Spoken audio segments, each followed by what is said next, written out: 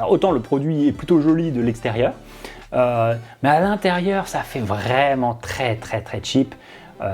Le support des piles, il a l'air fragile, etc. Et ça, c'est un peu dommage.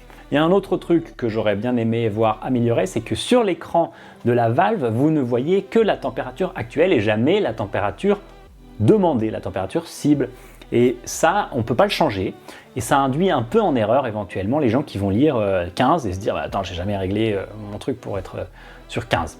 Sinon, le point positif, à mon avis, de Netatmo, c'est l'expérience dans leur application. Il y a un écosystème déjà qui est assez grand depuis que Netatmo a été racheté par Legrand. Et puis, l'appli, elle est simple à utiliser. Mes parents qui ne sont pas forcément technophiles, ils arrivent très bien à piloter leur chaudière et leur chauffage avec cette application. Il y a le système des courbes de chauffe qui est intégré et qui est très simple, donc faire amener à la bonne heure automatiquement vos chauffages pour que si vous dites à 9h, je veux qu'il fasse 19 degrés, il le fait tout seul, versus les thermostats moins intelligents. Si vous dites 19 degrés 9h, ils se mettront à chauffer à 9h. C'est un peu gênant. Donc cette expérience applicative, elle est pas mal. Et dans l'app, vous l'aviez déjà vu aussi dans ma vidéo précédente, mais on va voir justement les courbes de chauffe, quand est-ce qu'on a demandé la chauffe, l'évolution de la température, l'influence des facteurs comme la météo extérieure sur la chaleur de votre maison et sa consommation. Tout ça, je trouve que c'est pas mal.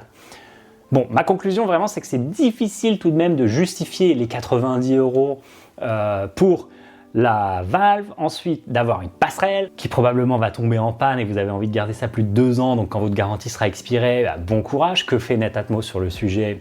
Je les inviterai à me répondre sur ce point, mais j'ai vraiment lu beaucoup d'expériences de gens qui en étaient déçus. Voilà, c'est dommage parce que Netatmo, c'est une très belle société française rachetée par une autre très belle société française et ils n'ont pas beaucoup fait évoluer ce produit depuis sa sortie, voire pas du tout.